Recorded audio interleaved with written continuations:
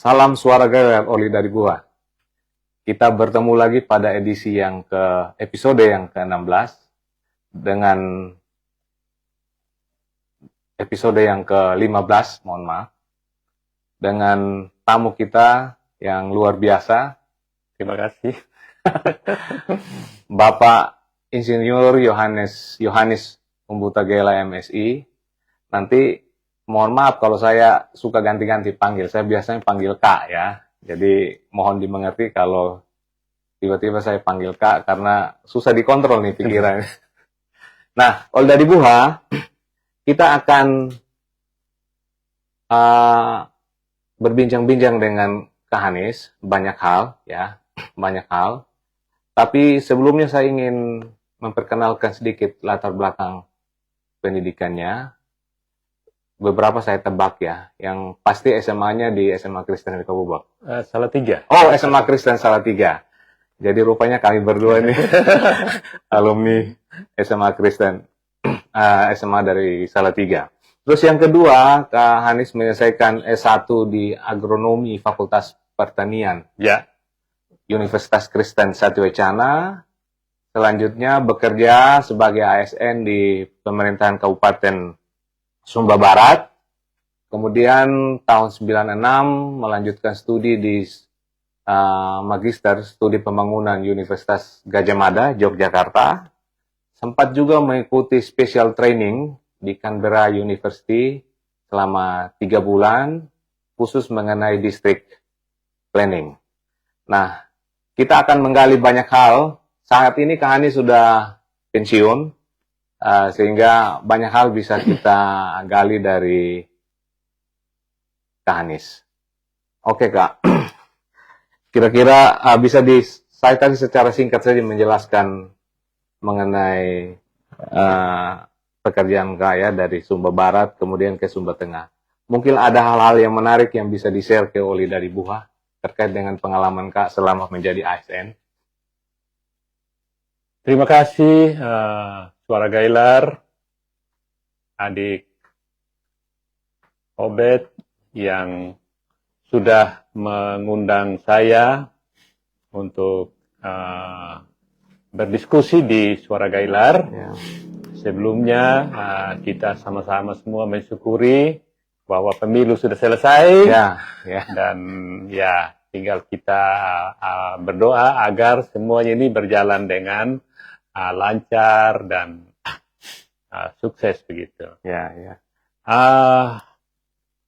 Memang tadi kita belum salam Gailar. Oh ya, salam Gailar. Ini luar biasa dari Buah. Host nggak lupa malah narasumbernya ingat. Salam Gailar karena tentu Suara Gailar ini kan saya sebagai orang Sumba Tengah sangat bangga sekali. Terima kasih.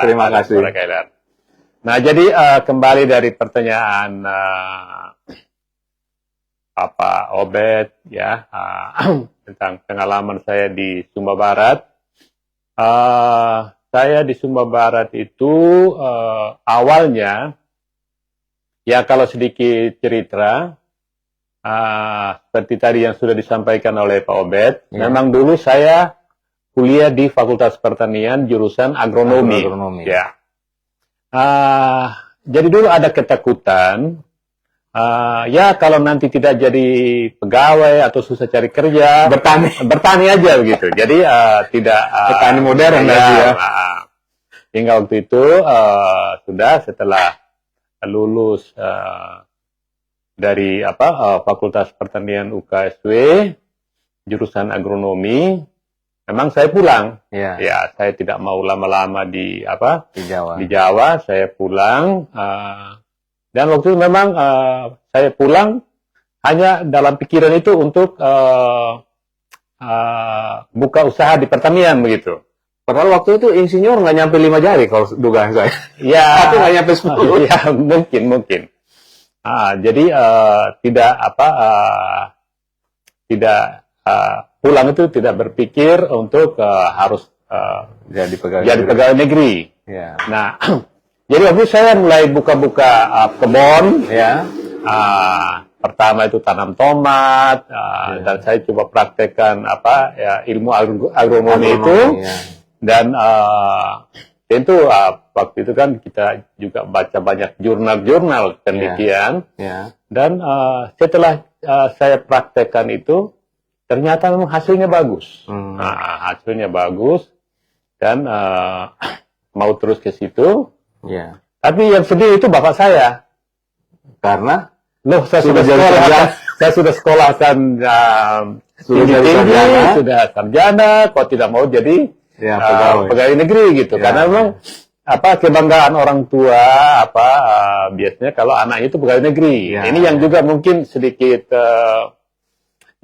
artinya memang menurut saya sendiri pribadi inilah mungkin salah satu yang keliru di kita gitu, pikiran kita bahwa selalu kita berpikir harus pegawai negeri. Jadi yang saya tadi bilang bahwa ketika kita mau berusaha untuk misalnya tadi karena saya berusaha kan saya pertanian, latar belakang pertanian, waktu itu juga orang tua kalau dibilang ada hewan lah, ada kerbau, ada sapi, pikir saya sambil pertanian juga ternak begitu Pak Obed. Nah, tadi itu yang saya bilang tadi, orang tua sedih gitu karena kok tidak mau jadi pegawai negeri, sudah sekolah tinggi-tinggi begitu. Nah, kemudian sambil bergumul karena dengan orang tua juga kita nggak enak gitu. Tiba-tiba waktu itu ada lowongan pekerjaan di Sumba Barat. Jadi waktu itu Om Lius Anak Buni, dia kepala sekolah SMA dulu. Jadi Om Lius ini dulunya itu dia petugas khusus penghijauan. Jadi itu honor itu ada untuk penghijauan begitu. Nah, tapi karena sudah Om Lius ini sudah pegawai negeri, otomatis harus diganti lagi. Nah, jadi kebetulan itu kepala dinas pertaniannya, kemudian kabak ekonominya waktu itu juga mencari insinyur. Jadi kebetulan saya belum punya pekerjaan, ya dipanggil untuk kira-kira mau nggak? Jadi saya mau. Jadi pertama itu saya tenaga honorer di petugas khusus penghijauan. Nah, dan itu cukup lama sih, 1 tahun. Kemudian hanya pegawai negeri isi lowongan. Dulu kan kalau tes juga ini Pak Obed mungkin tidak lulus juga. Karena kan kita tidak tahu kan belum pernah mengalami bagaimana tes di pegawai negeri kan. Karena kalau saya lihat cara tesnya juga rumit dan segala macam itu saya pikir memang yang lulus itu yang beruntung gitu. Tapi waktu itu ada kesempatan waktu kami jadi menggantikan yang pensiun, tenaga honorer. Tenaga honorer, kalau mau ke pegawai negeri masih dimungkinkan lewat tadi itu, artinya isi lowongan, mengganti orang yang sudah pensiun. Cukup dengan SK Bupati. Waktu itu tidak, waktu itu yang memang Bupati ajukan ke provinsi kan diproses ke pusat juga. Nanti tetap juga dari pusat. Berarti rekomendasi Bupati. Rekomendasi Bupati waktu itu. Jadi ganti setelah ke pegawai negeri saya ke dinas pertanian. Jadi saya kerja di dinas pertanian tanaman pangan Kabupaten Sumba Barat waktu itu. Jadi kita jadi staf. Tapi waktu itu juga karena dulu hanya sampai ke kepala seksi. Kepala seksi ngurusin waktu itu yang namanya bimbingan usaha petani begitu dulu. Jadi lebih kepada bagaimana informasi pasar, terus untuk bagaimana pasca panen begitu. Nah itu kemudian waktu itu ada tim, jadi kerjasama dulu pemerintah Indonesia dengan Jepang. Oke. Ya. Nah, lewat yang namanya itu JICA. JICA. Ya. Nah, Japan apa itu International Cooperation Agency ya. Ya. Nah, jadi kerjasama antara Indonesia dengan Jepang lewat JICA tadi itu. JICA, ya. Nah, jadi waktu itu saya jadi counterpart antara Sumba Barat dengan JICA. Jadi saya dari dari Dinas Pertanian, nah, ditunjuk menjadi counterpart, mendampingi orang JICA itu. Kegiatannya waktu itu adalah survei air bawah tanah. Oke. Nah, survei air bawah tanah. Jadi itu lumayan lama juga, saya tidak berapa bulan waktu itu ya. Oh, ya. Bisa setengah tahun kah? Ya hampirlah begitu. Ya. Okay, ya. Saya membantu ahli dari JICA. Ahli geologi dari JICA itu. Ya. Itu jadi saya waktu itu counterpart begitu. Ya. Counterpart. Nah, kemudian waktu itu mungkin karena waktunya dia di Indonesia itu terbatas, kemudian dia digantikan lagi oleh temannya. Jadi orang Jepang tadi ini yang tadi pertama, kemudian dia rekomendasikan temannya. Nanti kalau di Sumba counterpartnya pakai ini.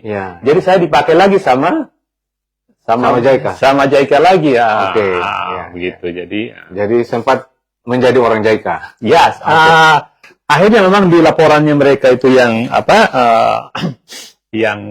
final reportnya itu laporan akhirnya itu dari survei itu satu-satunya dari Indonesia yang masuk dalam member of team survey. Jadi anggota tim survei itu hanya saya.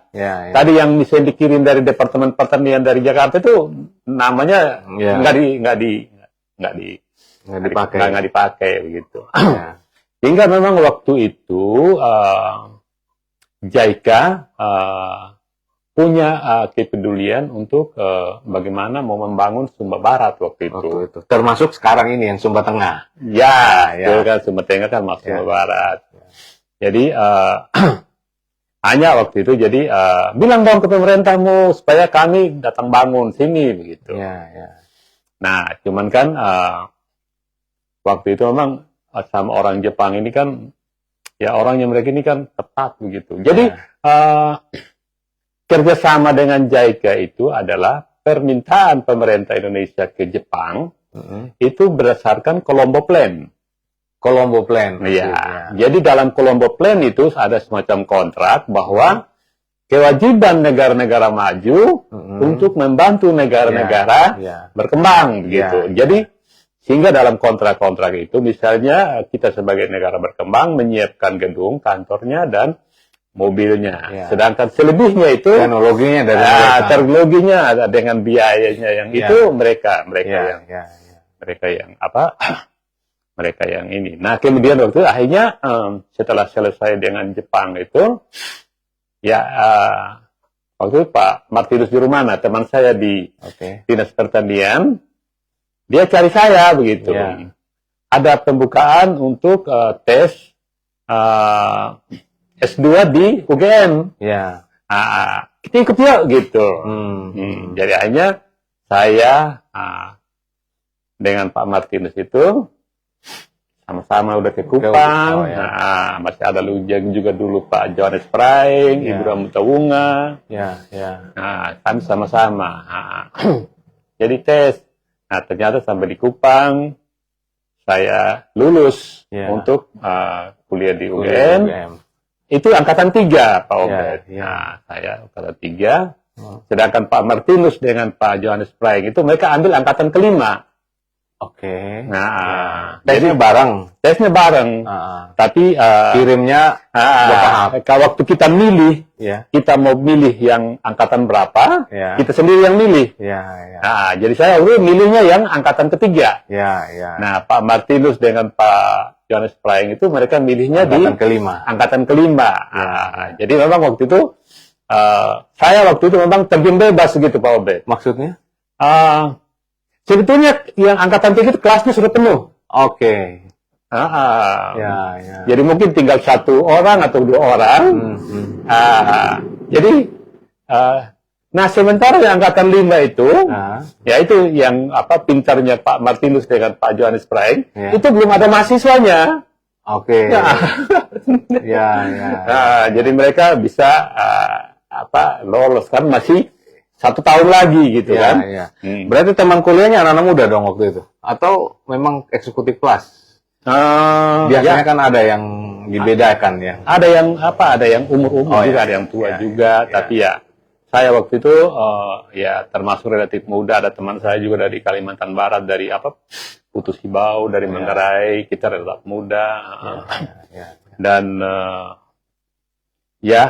waktu itu ya syukurlah jadi waktu itu saya ini Pak Obed, artinya waktu kuliah S2 itu Pak Bupatinya itu Pak Rudolf Malo. Iya. Pak Rudolf Malo waktu itu. Jadi selesai sudah tahun 97 balik. Nah, kemudian saya kembali lagi ke dinas pertanian. Jadi kepala dinasnya waktu itu Pak Lius Muhu, Insinyur Lius Muhu. Jadi waktu itu kan kadang kontak dengan JICA ini juga masih berjalan, masih ada lah kontak-kontak gitu, sehingga mereka melihat Sumba Barat waktu itu perlu perhatian begitu. Sehingga waktu itu kepala dinasnya waktu itu Pak Liusmu ditawari untuk dia ke Jepang. Cuman persyaratannya waktu itu kan harus membuat makalah dalam bahasa Inggris. Gitu. Jadi waktu membuat makalah dalam bahasa Inggris, memang Pak Lius juga waktu itu bisa bahasa Inggris. Tapi saya nggak tahu, dia minta saya untuk membikinkan makalah itu yang berupa country report gitu. Saya bilang, Pak, saya nggak bisa. Saya bilang, tolong dulu, dia bilang. Aduh, gimana ini bahasa saya? Tolong dulu, dia bilang. Ya udah, saya buatin. Jadi country report gitu. Jadi judulnya waktu itu adalah Integrated Farming System. Jadi pertanian terpadu gitu. Jadi saya bikinkan itu hanya sekitar 30 halaman waktu itu. Wah, banyak itu. Inggris. Ya. Karena untuk bisa ke Jepang itu harus pakai makalah tadi itu. Pakai. Kirim ke Tokyo. Ya, setelah mungkin hampir 1 bulan dikirim tanggapan dari Tokyo ke kepala dinas. Wah, ini makalahnya atau country reportnya tadi itu excellent katanya. Jadi jadi waktu itu Pak Lius mereka tertarik jadinya. Tertarik. Akhirnya beliau bisa ke Jepang selama 3 bulan di sana. Lumayan. Jadi tapi waktu itu kan saya capek bikinkan makalahnya. Saya pikir ketika pulang dari Jepang saya dikasih oleh-oleh gitu ya. Pak Julius masih ada nih, masih ada di Kupang. Ternyata nggak dikata. Tapi masih bisa kok sekarang. Ya mungkin bikinnya, ya itu kan. Ya juga mungkin juga karena saya juga pikir ya namanya saya staff, beliau kepala wajarlah saya. Itu staff yang loyal harus begitu. Nah kemudian sudah hanya pergantian bupati. Ke Pak Timo Langgar. Pak Timo Langgar. Waktu itu kan yang pilih kan belum rakyat toh. Masih DPR. Masih DPR. gitu. Jadi beliau. Jadi waktu itu kan. Ya saya waktu itu sebetulnya masih bantu-bantu Pak Bintang. Di Bapeda. Pak Umum Bintang tidak. Karena waktu beliau juga perlu makalah untuk seminar dengan Pak Timo dulu.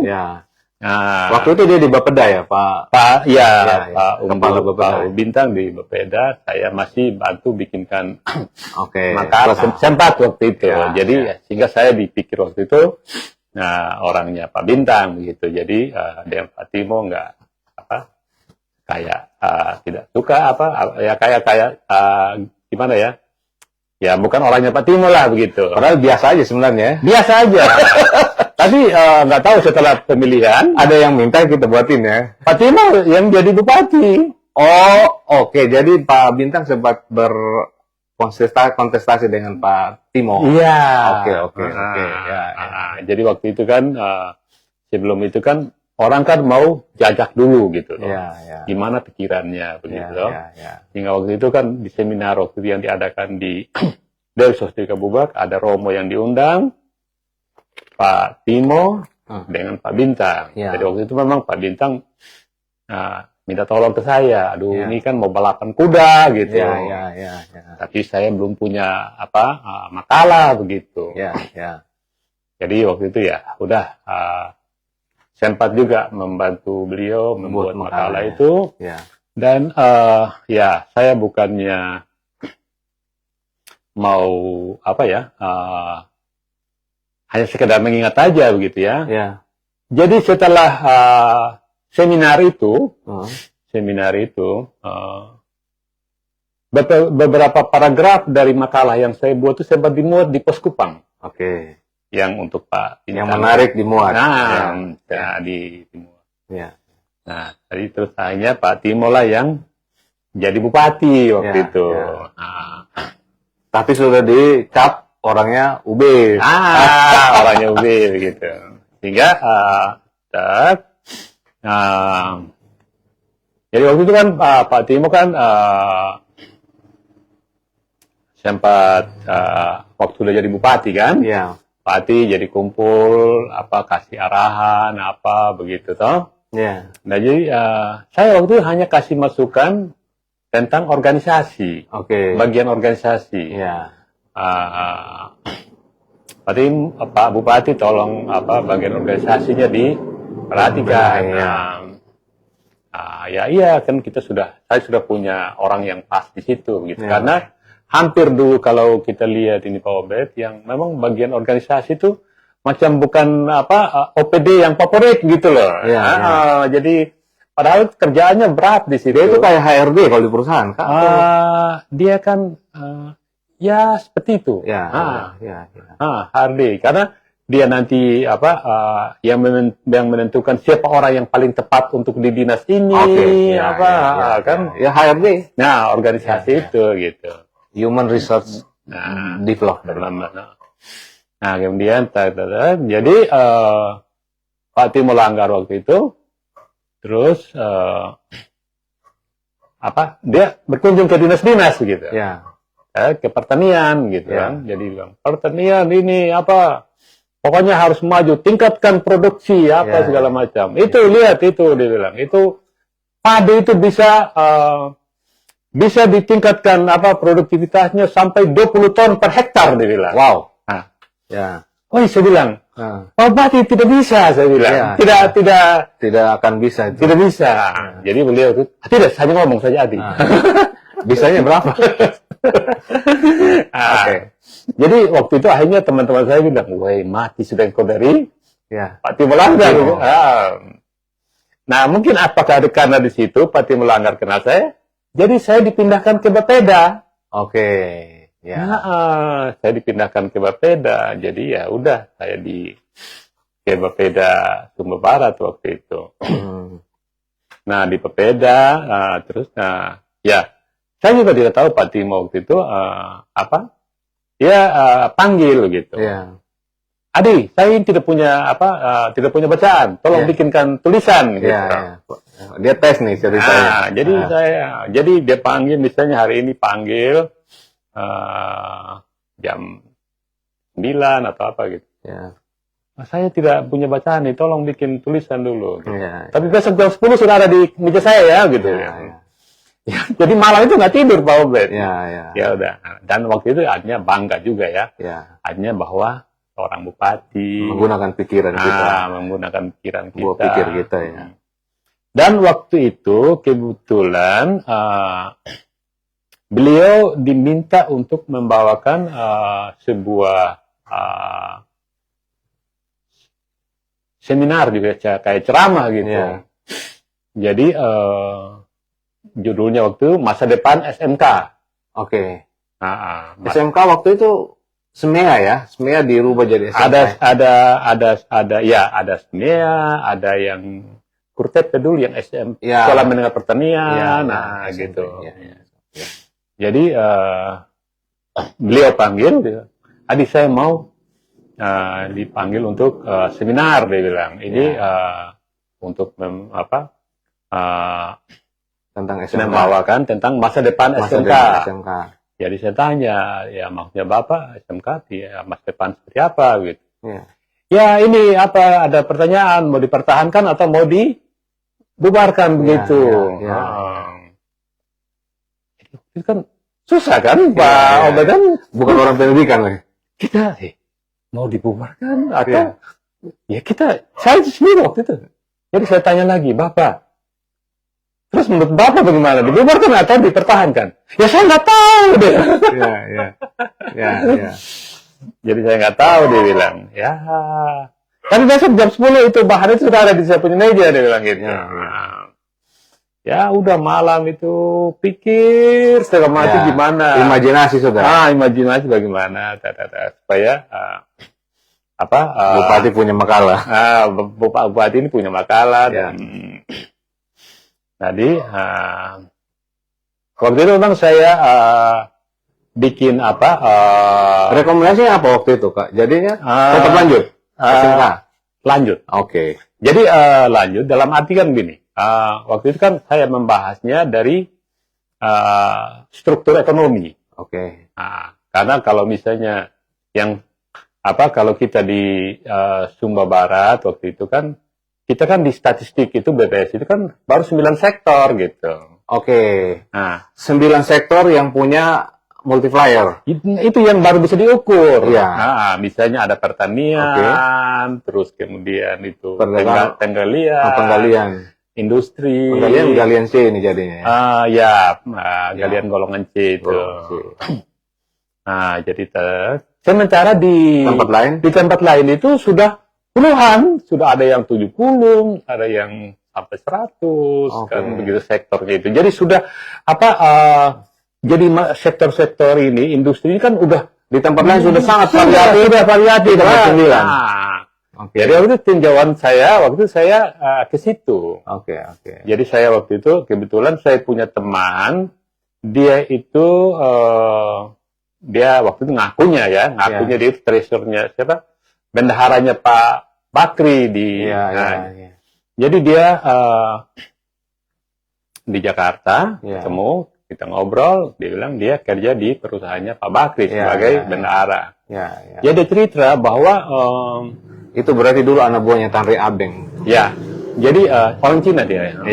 Jadi dia cerita bahwa 1 hektar kebun kelapa sawit itu dikelola 11 orang. Nah, tinjauannya dari situ sudah Pak Obed. Jadi kalau saja misalnya kita di Sumba Barat itu kita mengembangkan perkebunan, otomatis kan kita butuh ini kan manajer yang middle manager gitu ya. Nah ini yang harus middle manager. Ini adalah orang-orang SMK. Jadi gagasannya ingin mengembangkan perkebunan, lulusan SMK ini bisa ditempatkan di middle supervisornya lah. Begitu. Dan waktu itu kalau misalnya hitung-hitung misalnya katakanlah 5.000 hektar ada misalnya sekian 5 kali 11. 5.000 kali 11 sudah banyak. Dan 1 manajernya di sini. Tidak cukup SMK yang ada di Sumba Barat waktu itu kan gitu. Nah, jadi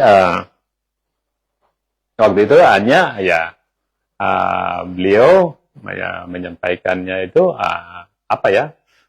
dengan percaya diri dan masih dibutuhkan. Jangan dibubarkan ini SMK. Kita masih butuhkan. Kita masih butuhkan gitu. Ya karena memang waktu itu strateginya sektor pertanian masih jadi leading sektor ya. Pertanian jadi leading sektor. karena kita lahannya kan banyak aja, masih luas ya. gitu, Ya. banyak luas. Dan kalau kita kembangkan apa contoh tadi macam perkebunan, terus kemudian dari perkebunan ini kalau kita misalnya ada sentuhan industri ya untuk diolah atau apa ya, misalnya katakanlah, misalkanlah dia dari bahan baku menjadi setengah jadi, itu kan nilai tambahnya sudah ada. Nah ini kan sentuhan industri yang membutuhkan banyak tenaga kerja juga di situ, dan membutuhkan juga middle manager. Baik, Kak Anies. Jadi All Dari Buah rupanya banyak cerita menarik selama di Sumba Barat ya. Jadi artinya diasah imajinasinya, karena perencana itu kalau nggak punya imajinasi dia susah juga mau merencanakan apa betul. Gitu. Jadi hanya semacam textbook aja ya nanti, tidak kontekstual gitu. Jadi ya menurut saya syukur ya dikasih tantangan begitu ya. Kan tidak semua dikasih tantangan seperti itu ya. Tapi kan waktu itu untungnya saya kan sudah magister dan kebetulan yang kan perencanaan juga, pembangunan itu kan soal perencanaan. Nah, saya shortcut aja Kak, langsung ke Sumba Tengah. Waktu itu di Sumba Tengah apa aja yang menarik Kak? Sorry, jabatan pertama di Sumba Tengah apa waktu itu? Jadi waktu itu di Sumba Barat, waktu itu aja kan Sumba Tengah sudah jadi toh. Jadi Sumba Barat itu Sumba Barat Daya, Sumba Tengah, Sumba Barat, Kabupaten Induk. Induk ya. Nah, jadi waktu itu waktu sekdanya itu Pak Anagoga. Sumba Barat. Dan dia orangnya juga humble ya, rendah hati, enak gaul juga orangnya. Jadi kita kadang senang juga dengan dia, jadi suka datang ngobrol. Jadi ketika Sumba Tengah jadi, dia bilang, Hanis, kau pulang Sumba Tengah sudah ya, gitu. Jadi ya sudah, wah syukur gitu ya. Syukur hanya kembali ke kampung halaman begitu. Karena merasa di Kebubak juga tinggal terlalu jauh lah dari sini. Karena waktu itu kalau kerja sawah kan jauh gitu ya. Jadi biayanya banyak. Jadi, oleh dari buah ini saya harus kasih, karena mungkin banyak yang nonton milenial. Kalau Anies bilang jauh itu dulu jauh ya. Dulu jauh karena jalannya aspalnya itu baru dari Sumbar ke sana ke sini. Ya udah lupa lah waktu itu. Lanjut Kak. Supaya dapat ini ya konteksnya. Kenapa dibilang jauh? Kalau sekarang kan dekat ini Kak. Memang waktu itu gimana ya, memang kita rasa jauh lah dulu. Karena pakai sepeda motor kan sekarang juga kita bisa pakai mobil, nggak terasa lah gitu. Jadi jauh gitu. Sehingga waktu disuruh pulang senang gitu. Jadi waktu itu kami ada 11 orang saya yang jadi waktu itu koordinator administrasinya itu Bapak Dr. Sumbulata Tengkoda yang karena dia yang di perawatan. Dia yang paling senior. Jadi saya terus kemudian waktu itu saya waktu itu memang juga bilang sama Pak Anagoga, Om Goga, bilang waktu itu, bilang siapa-siapa yang pulang begitu, ini gitu. Jadi waktu itu kan kadang panggil Om gitu ya, Pak Om ya. Jadi, Om, tolong juga ini Bernard pulang juga, saya bilang. Kalau nanti yang sekarang sekda dia kalau dengan saya cocok. Cocok. Cocok karena kemudian ketika saya waktu di Bapeda Sumba Barat tidak lama dia juga dipindahkan ke Bapeda juga. Nah memang butuh sekali cocok ya. Tugas-tugas berat itu butuh chemistry ya. Butuh chemistry. Karena kalau kita lihat memang Pak Bernard waktu itu juga orangnya pekerja serius. Dan juga memang mau kerja, dan juga waktu itu dia keahliannya sudah di MAP. Magister administrasi publik. Dan itu memang dibutuhkan. Dibutuhkan saat awal itu. Dibutuhkan. Jadi itu yang pulang waktu itu. Jadi awalnya kami kan 11 orang, terus bertambah 13. Termasuk waktu itu kan Pak Adri Sabaora mereka, Yulens Balu, gitu. terus Nyong Bupati Kalikit yang sekarang Kepala Dinas Pertanian. Itu jadi hingga waktu itu ya sudah pulang. Jadi awalnya itu Pak Obed ketika kami dibentuk ini, kami tidak tahu misalnya kantor di mana di sini. Tidak ada. Tapi sudah punya bayangan apa yang mau dibuat? Belum juga. Pokoknya pulang dulu. Nah, jadi udah kan mesti tinggal di Kabubak kan? Tinggal di Kabubak. Terus hari pertama itu kita mau berkantor, tapi mau berkantor di mana tidak tahu. Jadi waktu itu saya tawarkan sama Kormin senior Pak Melata, saya bilang biar kita berkantor di punya rumah saja. Waktu itu saya tinggal di Kampung Baru di Kabubak. Oh, jadi pegawai negeri Sumba Tengah berkantor di Kabubak. Lanjut. Satu hari itu. Karena waktu itu komputer belum ada. Printer belum ada. Kertas belum ada. Nah, kebetulan tapi pejabat bupatinya sudah ada waktu itu. Sudah ada. Jadi waktu itu ya. Kebetulan di rumah saya punya personal komputer pribadi, punya printer, terus kertas adalah gitu. Jadi kita mulai kerja dulu dengan komputer yang komputer pribadi ini. Lalu itu saya minta istri saya bilang, Mama, jangan masuk kantor dulu. Saya bilang, ini teman-teman kita mau berkantor di sini. Jadi istri saya waktu itu mengalah. Jadi ya namanya berkantor, kalian jadi ya siapkan snack, begitu. Jadi berapa hari berkantor di rumah? Ya waktu itu mungkin ya yang saya ingat 1 hari ya, tapi tapi waktu itu memang belum ada komputer, belum ada ini, sekarang belum ada. Tapi hari berikutnya? Nah, hari berikutnya itu saya waktu itu ya kita hanya berkontak saja begitu. Berkontak saja karena di Lekeruda kan belum siap juga waktu itu. Belum siap juga. Jadi waktu Lekeruda sudah siap, ya aja Kak. Pejabat mengajak sudah kami ke sana begitu. Baik Kak, setelah katakanlah pemerintahan berjalan walaupun tertati-tati karena memang belum lengkap. Nah, waktu itu Kak Anies dipercaya sebagai di posisi apa waktu itu? Jadi waktu itu kan jabatan yang tersedia hanya koordinator administrasi. Jadi kalau kita kasih contoh sekarang itu ya kayak sekdanya begitu. Jadi ya itu Om Belata ini, Bapak Dr. Belata dia. Nah, sedangkan kami yang lain ini Kopassus sudah. Kopassus apa-apa yang bisa di pasukan khusus. Semua harus serba bisa. Nah, terus waktu itu kan ada tugas penjabat itu kan ada 4 ya. Salah satunya waktu itu adalah mempersiapkan pembentukan SKPD. Satuan Kerja Perangkat Daerah.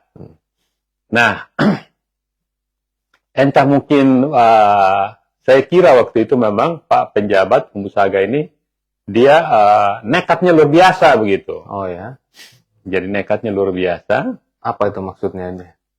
Jadi naskah akademik tentang ini pembentukan SKPD disuruh kami yang bikin. Nah, saya yang disuruh jadi ketuanya waktu itu. Jadi saya yang pimpin. Kenapa dibilang itu nekat? Apa tidak layak? Karena di kabupaten lain, Sumba Barat Daya dan juga Nangka dikontrakkan. Tapi dia lebih percaya orang dia sendiri. Ya, karena waktu itu saya bilang kenapa nekat? Kan waktu itu kan mungkin karena kondisi keuangan tertatih-tatih lah. Kan sama, yang lain juga tertatih-tatih. Memang nekat kali itu. Saya juga nggak tahu waktu itu memang apa. Karena waktu itu seingat saya 350 juta ya itu tahun-tahun pertama disuplai sama kabupaten induk 5 miliar, provinsi 5 miliar. 5 miliar per tahun. Ya, selama 2 tahun kalau saya nggak salah itu.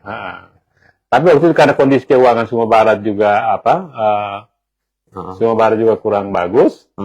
Jadi tahun pertama itu nggak dikasih. Yang 5 miliar itu hanya dari provinsi yang 5 miliar. Baik Kak. Ini saya jumping Kak langsung ke Sumba Tengah. saya ingin mendapat insight dari Kak Hanis. Setahu saya pernah jadi ketua Bapeda. Iya, kepala Bapeda dulu. Kepala, sorry, saya ya bukan orang pemerintahan, jadi pokoknya bosnya Bapeda lah, gitu. Leadernya Bapeda lah. Terus pernah juga di Pertambangan. Pernah juga di Koperasi dan Industri. UKM ini ya, perdagangan ya. Kali ini saya ingin gali di dua posisi itu, Kak, sebagai seorang. Kalau Bapeda saya bayangkan sebagai seorang perencana. Nah, waktu zamannya Kak Hanis jadi Bapeda, apa yang imajinasi Kak tentang Sumba Tengah waktu itu? Jadi waktu saya waktu itu kan kita kan tidak seperti sekarang toh Pak Obed, artinya kalau jadi kepala dinas itu harus ada istilahnya pansel atau apa gitu ya. Dulu kan ya pokoknya Pak penjabat, pokoknya sudah menjabat lah. Pak penjabat dia tinggal laporkan ke provinsi sudah kita jadi. Jadi, nah ketika saya ditunjuk jadi kepala Bapeda, dan memang itu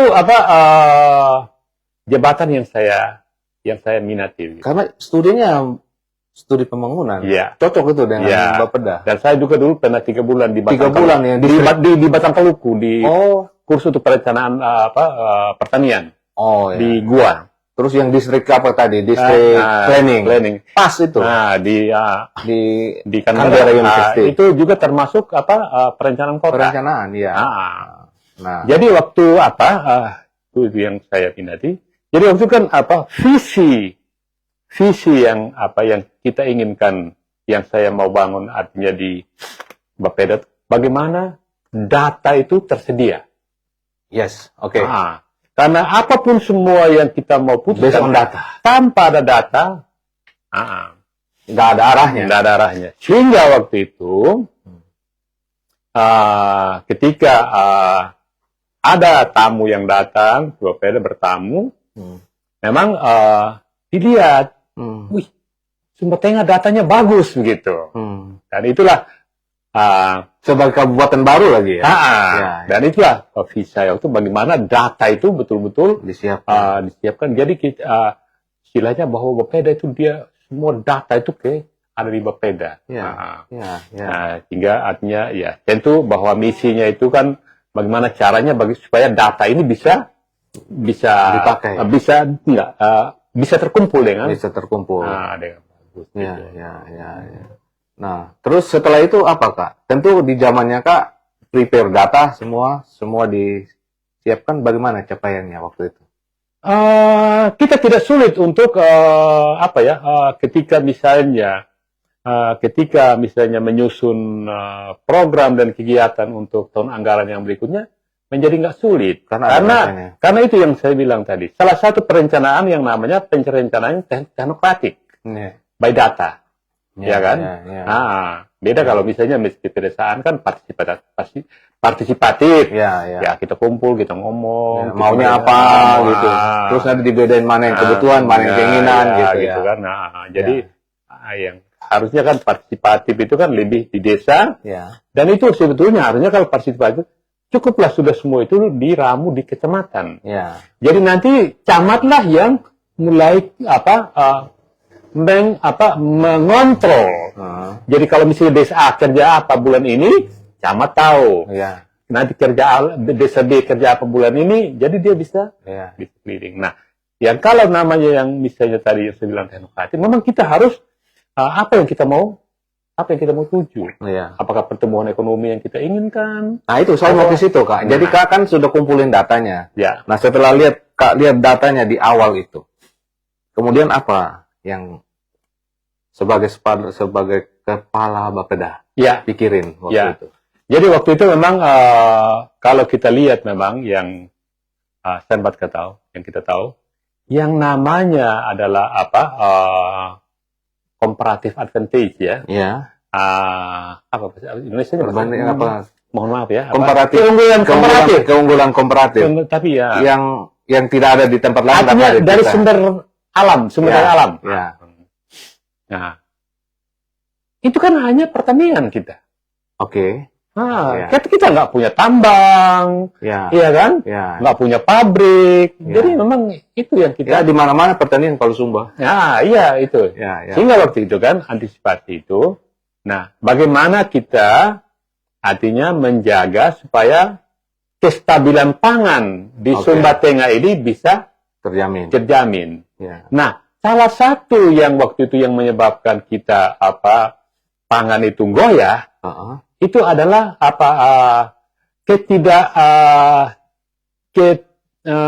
iklim yang kadang agak susah. Terdeteksi. Agak sedikit susah ya.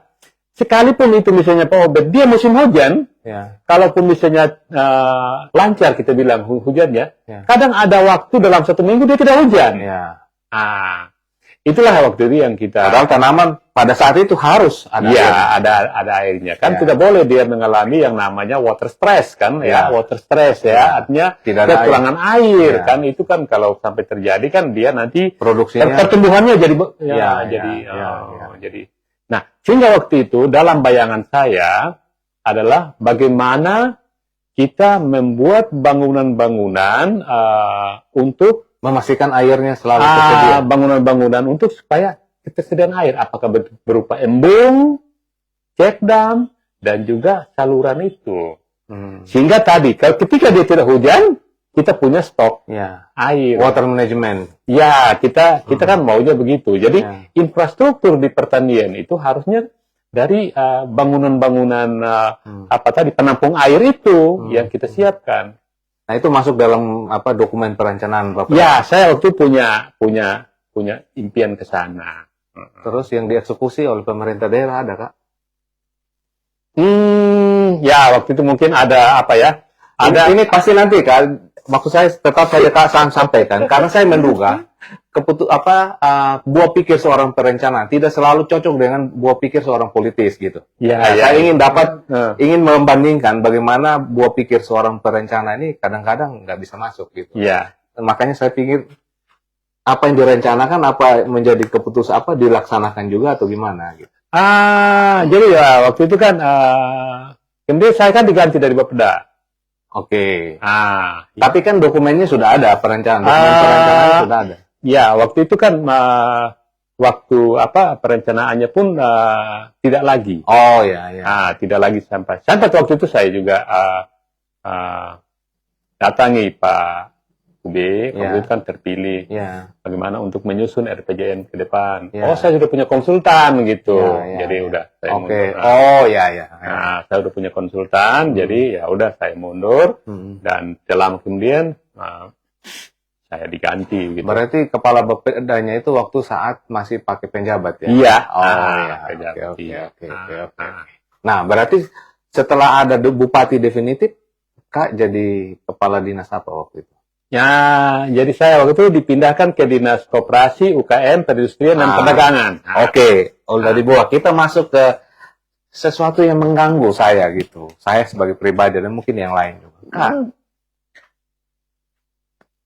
kita kalau masuk Sumba Tengah, itu hampir tidak ada orang Sumba Tengah yang tidak sampai 5 jari ini yang punya kegiatan bisnis.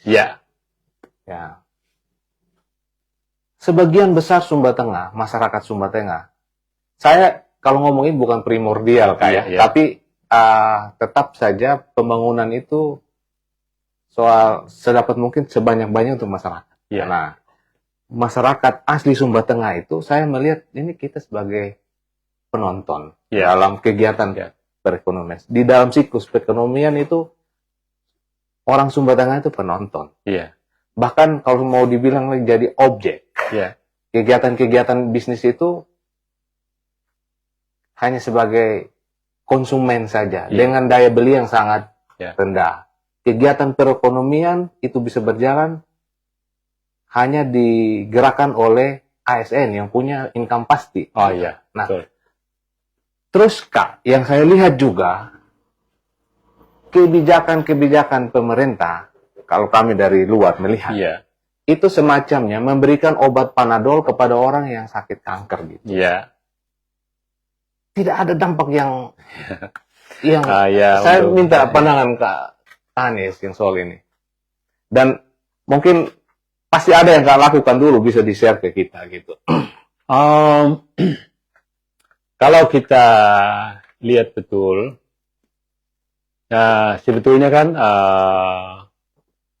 kita kan sudah daerah otonom. Ya. Kita punya dana perimbangan Ya. yang namanya dana alokasi umum. Terus ada lagi yang spesifik itu yang DAK gitu. Nah, jadi kalau DAK itu kebanyakan yang saya coba hayati waktu saya juga di Bapeda. Jadi kalau DAK itu diberikan supaya kita bagaimana menggali potensi untuk PAD. Ya. Supaya PAD-nya stimulus. Jadi contoh waktu itu misalnya kita dapat DAK katakanlah untuk pasar. Berarti DAK ini harus datang dari sini dong, dari Sumba dong, dari Sumba Tengah dong. Ide-idenya supaya bisa. Ya, kalau itu yang kita bilang di Undang-Undang Perencanaan apa segala macam itu kan ada bottom up top down planning gitu ya. Jadi tentu bahwa kan datanya kita kan sudah dipegang oleh pusat. Nah, itu dari misalnya dari dana DAK. Nah, supaya kalau saluran irigasinya sudah ada ini, NJOP dari sawah yang dekat sawah irigasi itu supaya dia naik. Tapi ini kan enggak. Jadi sawahnya kita yang jauh dari saluran irigasi dengan yang dekat dengan saluran irigasi, NJOP-nya juga sama. Jadi itu juga yang kita lihat. Nah, hingga kalau misalnya kita lihat DAO. Nah, ini kalau kita lihat DAO kan kita harus melihat tapi kalau jadi dulu kan ada yang namanya belanja rutin gitu loh, belanja rutin dengan kemudian belanja belanja proyek lah apa namanya. Nah, jadi kan belanja rutin ini kan misalnya belanja pegawai, mobil, ini bensin dan segala macam. Itu kan harusnya dipisahkan dulu. Itu fixed cost itu. Ya betul. Artinya bahwa dia ini harus kan, karena kalau ini tidak kita lakukan nggak jalan yang lain. Pemerintahan nggak jalan. Begitu. Nah, sehingga kalau ada yang ngomong bahwa ini anggaran ini kok anggaran ini rutin lebih tinggi dari dari anggaran pembangunan gitu ya. Ya karena memang uangnya dari sana ya segitu. Dan memang harus prioritas dulu yang supaya seperti yang tadi Pak Obed bilang, belanja gaji pegawai, ini semua kan harus mandatory ya. Nah, sehingga istilahnya tadi kalau misalnya, nah yang sisanya tadi itu ya itulah kita mulai lihat pembangunan apa yang paling prioritas tadi. Nah, salah satu contoh yang kita lihat bahwa setiap tahun kan kita punya silpa yang namanya sisa anggaran lebih perhitungan tahun sebelumnya kan gitu toh. Nah, sebetulnya kan kita juga kalau kita lihat awal-awalnya dulu kan silpanya besar juga. Nah, saya melihat waktu saya di dinas koperasi, saya pikir silpa ini sayang kalau nggak dipakai. Jadi yang kalau bahasa kerennya gitu. Jadi dia ini ada uang tapi dia idle gitu. Jadi kayak dia nganggur, uang mati. Sehingga waktu itu saya terpikir bagaimana dana ini dipinjamkan dulu ke pelaku bisnis. Tapi kan istilahnya dia harus kembalikan. Tapi karena waktu itu artinya Pemda yang memberikan pinjaman untuk dalam rangka menghidupkan entrepreneur, kita menggunakan bunga dari bunga koperasi, bukan bunga bank. Kan bunga koperasi itu 1 tahunnya dia 6%. Nah, kalau bunga bank kita hampir 20%, kan gitu. Jadi kesempatan untuk kita menumbuhkan entrepreneur kita gitu. Jadi pembangunannya ada munculnya entrepreneur, tapi duitnya balik. duitnya balik begitu ya. Sehingga nanti misalnya kita bangun apa gitu ya, bangun jalan atau jembatan, bangun ini. Nah, uangnya jangan dikasih nganggur, tapi di aset ini dikembangkan begitu. Jalan itu, Pak. Kenapa? Tidak jalan itu. Kenapa? Apakah minat masyarakat kita yang kurang atau seperti apa? Ya, kalau saya lihat memang kalau waktu saya masih orang pemerintah, ya, selalu kita merasa bahwa masyarakat itu pembohong. Ya, oke, terus. Nah, jadi kalaupun dia dikasih pinjam nanti nggak kembali. Iya, soalnya teman saya yang dari BI dia sampaikan cerita, kalau di Sumba Barat Daya, tingkat pengembalian kreditnya itu bagus katanya. Sedangkan di Sumba Tengah, tingkat pengembalian kreditnya itu jelek sekali. Katanya karena adat, Pak. Ada duit yang disiapkan untuk usaha, begitu ada urusan adat langsung ke sana semua sudah. Kapan balik nggak tahu. Ini sehingga waktu saya di asisten 2 yang membidangi ekonomi itu, jadi saya lihat jadi yang paling rendah pencairan kurnya itu kredit usaha rakyat itu Sumba Tengah. Ya. Di kabupaten lain di Nusa Tenggara Timur orang suka cara pinjam pinjam. Dan itulah salah satu kriteria. Katanya gitu Pak Kak. Jadi ada pinjam tapi nggak lolos gitu. Karena ya tadi bank juga kan nggak mau resikonya ini. Legal lending limitnya itu kan. Kan mereka kan ada syarat-syaratnya juga. Kalau kondisinya kurang bagus, gak jadi nih. Katanya orang Sumba Tengah memang itu sulit sekali harus kembali ke pinjaman. Katanya. Jadi memang ini kadang-kadang susah juga. Oke. Bagaimana kita sebetulnya masyarakat kita supaya dia bagus itu, kita harusnya orang-orang pemerintah membangun kepercayaan dulu. Ya, istilah asingnya itu trust gitu.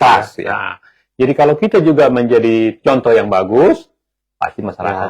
Nah, contoh begini yang saya pernah alami dulu waktu saya di dinas koperasi itu Pak Obed.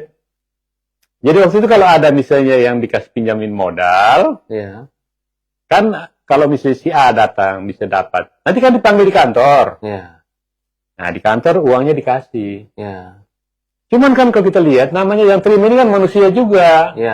Nah setelah diterima uang dia bilang, hei bapak uang rokok, dia bilang padahal ya ini kan tidak semua orang mau menolak kan. Woi syukur. Kenapa juga kasih sedikit gitu kan? Kenapa tidak kasih yang banyak kan begitu?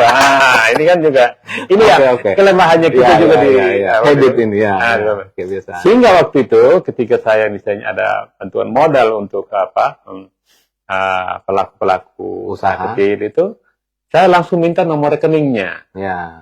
Jadi saya bilang kamu dapat, tapi tolong nomor rekening bank. Cashless cashless.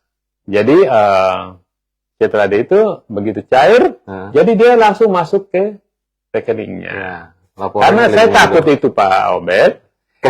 Ketika tadi misalnya dia bilang ini cukup uang hitung dulu sebelum kau ini nanti dia bilang, bapak ini kan? Itu saya hindari itu. Jadi makanya pemberian itu by hand gitu langsung dengan ini saya nggak mau. Hard cash tapi kadang juga ada juga perilaku yang kurang bagus gitu. Jadi kadang sudah tahu orang ini misalnya dapat, kadang-kadang kan keluarganya ada staff juga. Dia ikut ke bank juga. Kasih kode-kode khusus itu. Jadi dia itu saya dulu yang bilang sama kepala dinas sama bos itu sehingga kamu dapat. Kalau tidak kamu dapat. Nah, jadi ini yang saya bilang tadi. Jadi kalau kita memang mau membangun masyarakat kita supaya maju, dari kita dulu pegawai ini harus membuat contoh beri mereka itu trust tadi jadi bikin mereka bahwa kita itu dipercaya gitu. Oli dari buah. Jadi satu hal yang menarik buat saya sendiri, yang pertama pada saat itu seorang kepala dinas punya ide untuk mendorong pengembangan usaha orang asli lah gitu, kira-kira begitu masyarakat Sumba Tengah. Terus yang kedua, sumbernya dari mana? Dari Silva. Terus yang ketiga, justru Kak Hanis nggak ngomong banyak-banyak, contoh untuk itu efektif, mulai dari kita sendiri, dalam hal ini ASN gitu. Ada beberapa contoh tadi. Nah, Kak, kira-kira setelah itu dijalankan, berapa persen yang balik, Kak? Oh. Tidak usah pasti, kira-kira aja. Oh. Di atas 50. 80%. 80, bagus dong. 80%. Iya, dari segi keuangan. Nah, tadi gini yang 20% yang dikasih kembali ini karena tadi ada pegawai ini yang pergi minta. Jadi sebetulnya kalau kita tidak minta sebetulnya, jadi dia sebetulnya kembalikan 100%. Itu berapa banyak duitnya waktu itu, Kak? Yang sekitar 700 juta. 700 juta. Nah, yang 700 yang juta. anggaran dari nggak per tahun, sekali waktu itu, waktu zamannya saya. Balik 80%. Iya. Wow. Untuk dinas di Sumba Tengah udah lumayan itu, Kak. Iya. Lumayan. Kalau misalnya ada 2 saja, setahun yang bisa dibantu, tapi sampai jadi, kalau 5 tahun kita sudah dapat 10 itu, Kak. Ya, jangankan begitu ya. Artinya kalau kita lihat ya, kan waktu itu kan kita tantang juga orang-orang muda yang pelaku bisnis. Tapi susah kompak ya. Mungkin orang Sumba Tengah ini memang orangnya itu apa ya, nggak suka kerjasama. Nah, itu Kak, itu saya mau masuk ke situ, Kak. Jadi kan gini, Kak. Salah satu jargonnya orang Indonesia itu kan gotong royong. Iya. Gotong royong itu kan kerja yang ringan-ringan rame-rame, kan. Iya. Sedangkan orang Eropa, orang Amerika kerja pakai sistem gitu. Kerja sendiri-sendiri, tapi by sistem. Gotong royong juga sebenarnya, tapi dalam sebuah sistem gitu. Betul. Nah, betul.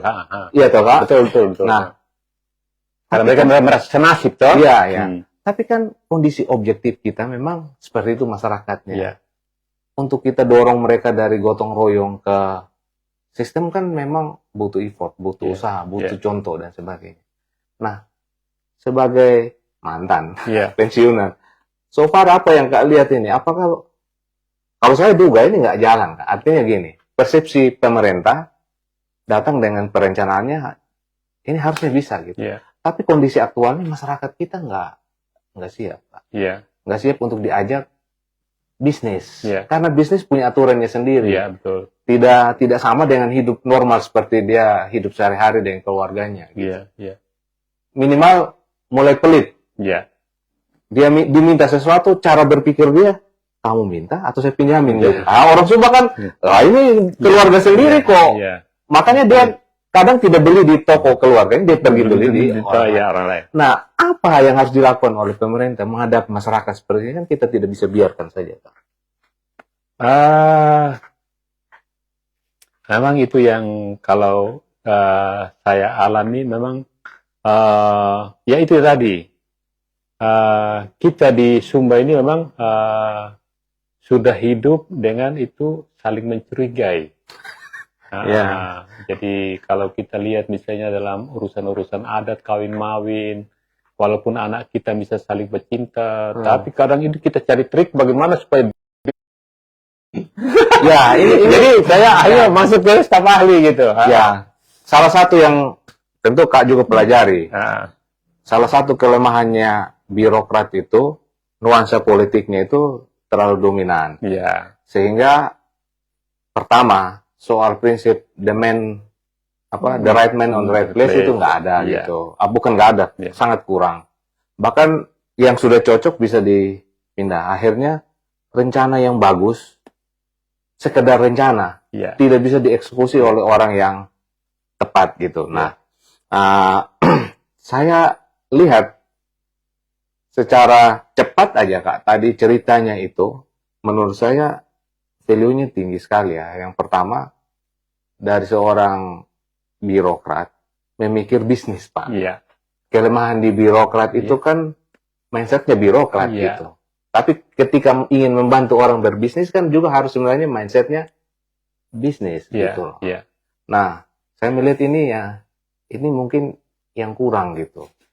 Kalau saja saya bisa menilai, harusnya orang yang doing something seperti Kak ini, harusnya ditantang lagi lebih lama situ, tapi harus kasih deadline. Lu harus bisa kembangin berapa pinjaman lagi dan berapa yang harus sukses. Kalau itu terjadi Pak Obed, Sumba Tengah udah tidak seperti sekarang, udah maju, udah. Oke, dari gua. Jadi itu kelemahan. Jadi dugaan saya memang seperti itu. Makanya saya undang Kang Hanis ini. Karena apa? Saya suspek, Kak. Yeah. Salah satu kelemahannya pemerintah itu suka muter-muter gitu loh orangnya. Harusnya kalau orangnya udah benar, dikasih tantangan lebih, tapi dikasih reward juga gitu. Ya, ya. Ya, sebetulnya kan kalau tidak dikasih reward pun, contoh seperti saya ya. Ya. Dengan itu jalan sudah nggak masalah, karena kita sudah membuat orang lain senang. Nah, ya. Kan saya sudah digaji, ya kan? Ya. Ada, saya dapat tunjangan jabatan. Ya. Mungkin saya kalau dalam ini kan kepanitiaan ada honor-honor. Ya. Lumayan sebetulnya, saya nggak terlalu peduli saya mau dikasih berapa. Wow. Ya. Artinya, tak setuju ya kalau misalnya memang menurut saya ini salah satu kelemahan. Ya. Soal orang yang tepat di posisi yang tepat, tapi jangan cepet-cepet dirotasi. Rotasi itu kan maksudnya, Kak, kan dari sisi manajemen, orang kalau nyirup di tapis itu, rotasi, demosi, promosi, gitu kan. Maksudnya untuk kumpulin yang kotor-kotor di tengah kan, supaya gampang kan.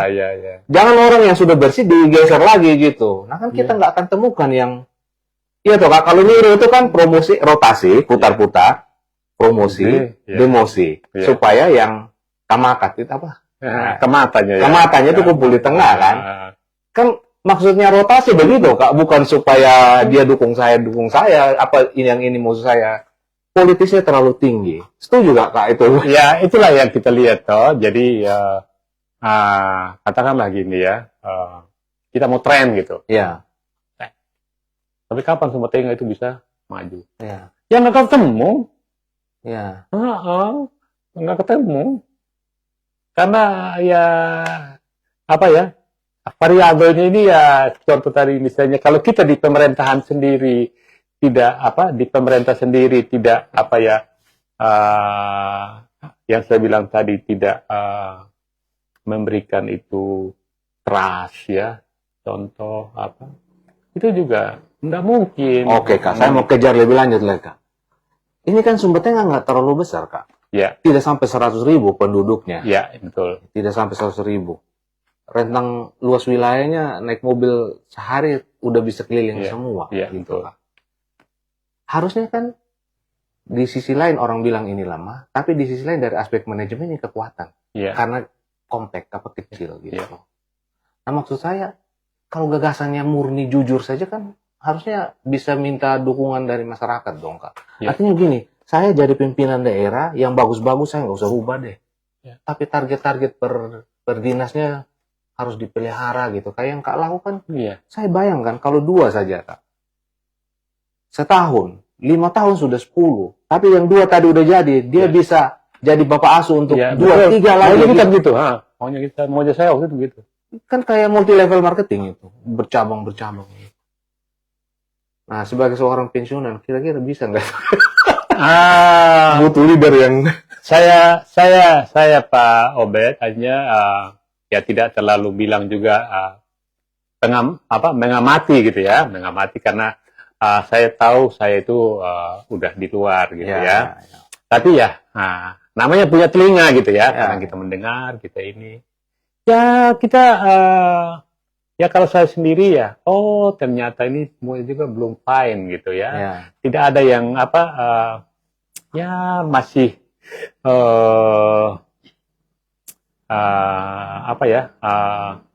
betul-betul itu yang namanya itu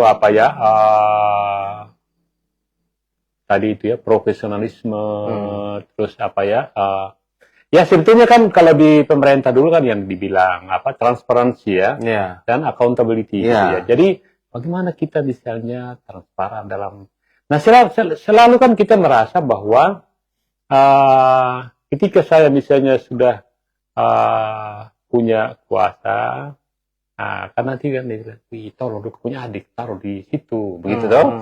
Nah kadang-kadang kan kita kan ya pikir sebenarnya ada, walaupun ada ya kita gitu. Jadi padahal dia jadi bukan kita tidak sayang, tapi istilahnya mungkin ada tempat yang pas. Begitu. Kak, good and clean governance. Ya. kan mulai dari yang Kak bilang data tadi. Iya. Based on data. Nah, jujur Kak, apakah kerja-kerja pemerintah ini based on data atau based on interest? Saya melihat atau cherry picking, kapan bisa pakai data. Saya memang yang saya lihat waktu itu memang sedikit saya kritik misalnya soal BPS. Ya. Karena apa yang saya lihat yang waktu itu ketika saya di Bapeda dan apa, jadi ya ada yang saya lihat, mudah-mudahan saya memang salah ya. Jadi kadang BPS ini kan juga seolah-olah kan kabupaten ini kan mau diproyekkan begitu. Oke. Sehingga kadang ya datanya juga tidak terlalu valid. Karena misalnya kalau kita tanya, dia bilang bahwa ada sekian orang miskin. Tapi statistik itu juga tidak pernah kasih tahu, oh ini loh namanya, ini dia di sini. Apa kan juga nggak tahu kan hanya. Jadi istilahnya kalau misalnya kita belajar statistik, jadi bagaimana data yang hilang itu kita. Jadi ya kadang-kadang juga tidak. Nah itu Kak, yang lalu waktu rapat di Bapeda, saya dorong supaya pemerintah itu, walaupun secara undang-undang based on statistiknya BPS, tapi sebenarnya kita harusnya punya, kalau sebagai pribadi misalnya, kita dengar orang omong, tapi kita sendiri kan sebenarnya sudah punya informasi awal juga gitu, hanya tinggal di compare aja kan toh. Nah, bisa nggak Kak, kita itu Sumba Tengah ini punya, dibuat sendiri datanya yang secara dibuat data dinamisnya supaya bisa disandingkan gitu loh Kak dengan datanya BPS. Kita nggak ikut take it for apa istilahnya, langsung ambil alih gitu ya. Jadi kalau kita lihat biasanya di buku statistik itu, misalnya data tentang luas tanam. Kan di situ dia bilang sumber Dinas Pertanian Taman Kabupaten Sumba Tengah. Jadi memang datanya itu dari kita yang mereka kumpulkan. Nah, cuman kan yang tadi itu yang maunya kita, kalau maunya dulu saya waktu di Bapeda, semua data itu dia jadi ada di Bapeda. Jadi ketika misalnya ada butuh data apa, jadi kita satu pintu, jadi ada di Bapeda begitu. Ya, artinya kan gini toh Kak, ini saya berpikirnya selalu berusaha pakai analogi. Jadi misalnya begini, harusnya saya tahu, saya tentu sudah diagnosa dan sebagainya, saya sakit apa gitu kan. Minimal kalau ke dokter, saya cerita dulu, apa namanya, keluhannya apa gitu kan. Nah, baru nanti saya, benar nggak ya dokter punya diagnosa obat yang dikasih gitu. Nah, kadang-kadang saya melihat Sumba Tengah ini orang datang langsung dengan, bukan cuma pemerintah, soal NGO juga kan langsung datang dengan programnya, kita terima saja Kak. Harusnya kan kita tahu ini, kita sebenarnya kalau kita punya data yang komplit, yang lengkap, yang kita percaya, yang reliable gitu, harusnya kan kita tahu Kak, kita sakit lemahnya di mana, bagian mana ya, atau support apa yang kita butuhkan dari pihak luar ataupun dari yang atas gitu Kak. Jadi memang kalau pengalaman saya selama di pemerintahan, yang saya rasa, jadi kita pemerintah Sumba Tengah ini nggak percaya diri. Jadi selalu kita itu apa kata orang. Jadi yang seperti tadi Pak Obed bilang, misalnya kalau kita, katakanlah contoh, misalnya kita mau ngomong soal tata ruang gitu ya, tapi nenek moyang kita dulu itu sudah bikin tata ruang. Jadi misalnya rumah itu di kampung, kita boleh di mana, sawah sudah jelas, kaliu sudah jelas, tempat penggembalaan hewan sudah, tidak boleh diganggu. Gitu. Nah, filosofinya ada juga. Sudah ada. Nah, tapi kadang kita kan panggil dari mana, tolong saya dibikinkan, saya punya tata ruang atau apa. Nah, ini juga kadang tercabut dari budaya. Tercabut. Iya, makanya waktu saya baca buku ekonomi UMA, Iya. Menarik sekali. Tapi kok kita copy paste dari luar nggak pas dengan. Iya, kita sebetulnya nenek moyang kita itu sebetulnya sudah punya ini. Jadi contoh Pak Obed, kalau bikin rumah pasti di gunung. Iya. Karena itu bukan lahan produktif. Iya. Iya toh? Iya. Poinnya bukan lahan produktif. Iya. Iya, iya. Nah, itulah kita bangun rumah. Ya, ya. Jangan bangun di lahan yang harusnya dipakai untuk pertanian. Pertanian. Bisa contoh sekarang ya. Sorry gitu ya. Kalau ini Makatul sudah dijadikan ya. Ya. Jadi kan Makatul itu sebetulnya lahan sawah. Ya. Lahan sawah gitu loh. Ya. Dan waktu zamannya Bapak Buremu dulu sama Pak Gubernur Sumatera Barat, dibikin bendungan ada situ Wiruk. Wiruk. Ya. Nah, hanya karena kita kekurangan ahli geologi. Ya. Jadi waktu bendungan itu dibikin, ternyata di bawah itu rongga. Ya, kars. Jadi kars. Jadi dia sehingga waktu orang dari JICA bilang sama saya, kamu bisa perbaiki itu bendungan begitu. Ya. Nah, saya tambah sedikit waktu karena makin menarik nih di. Ya nggak apa-apa dari buah ya. Ya, oleh buah ya kita tambah sedikit. Lagi seru ini. Lagi seru.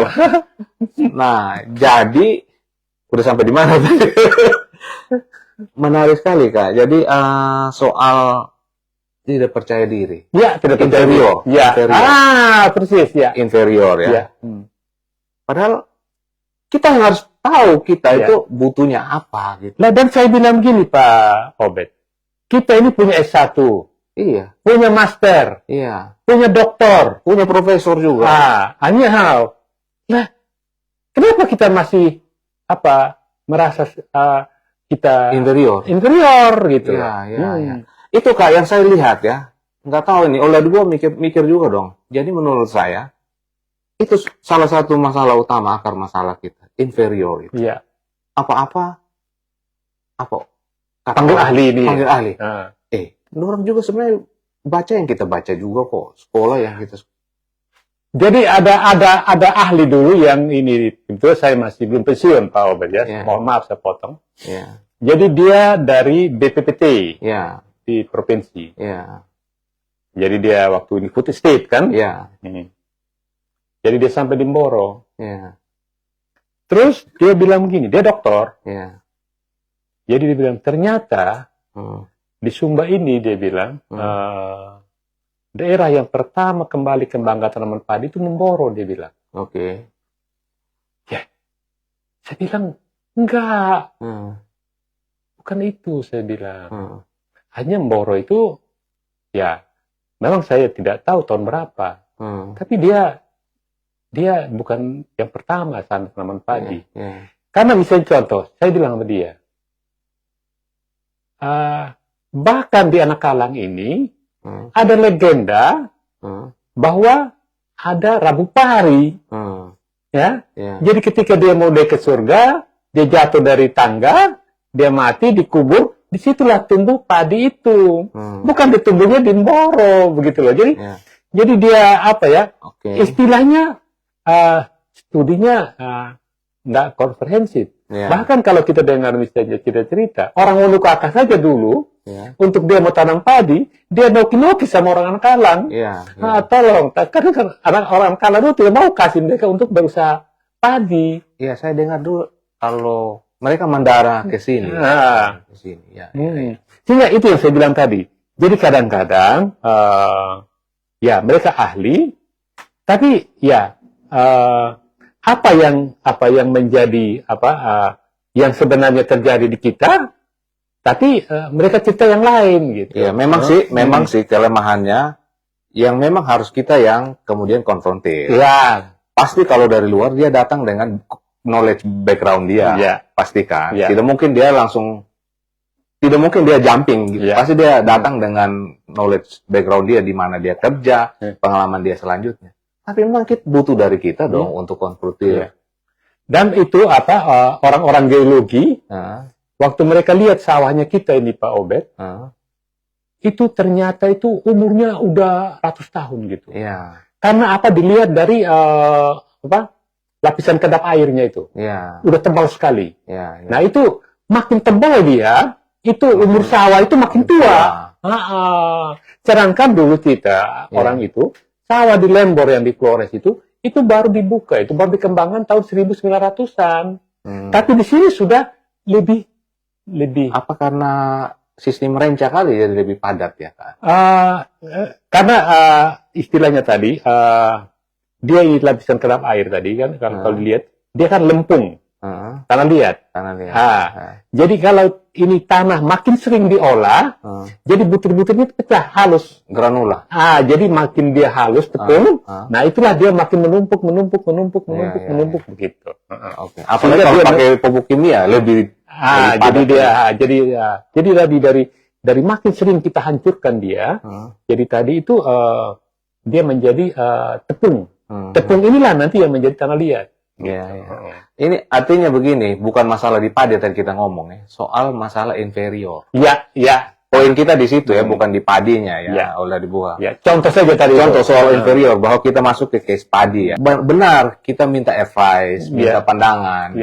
Tapi harusnya dari kita sendiri. Tapi kan nggak terusan toh, Kak. Ada saatnya di mana kita harus kita sendiri yang lakukan. Baik, Kak. Kita masih punya berapa menit ya? Oke, sedikit lagi. Ya, karena pentingnya sebuah perencanaan dan kelemahan dari politik itu, perencanaan yang bagus bisa berganti saja gitu. Nah, dalam konteks sekarang ini, Sumba Tengah itu tak tinggal pilih aja, butuh politisi atau butuh manajer. Kak, pilih yang mana untuk kasus saat ini? Susah ya. Karena memang kita kembali ke undang-undang lagi ya. Karena ini lupakan undang-undang. Dalam negara, sebuah negara itu kan, itulah pasti adalah yang undang-undang. Dan memang kalau jujur, karena kalau kita bilang, kalau kita kembali ke nenek moyang kita, ke orang-orang tua kita, memang yang dibutuhkan orang yang rajin dan yang jujur. Begitu.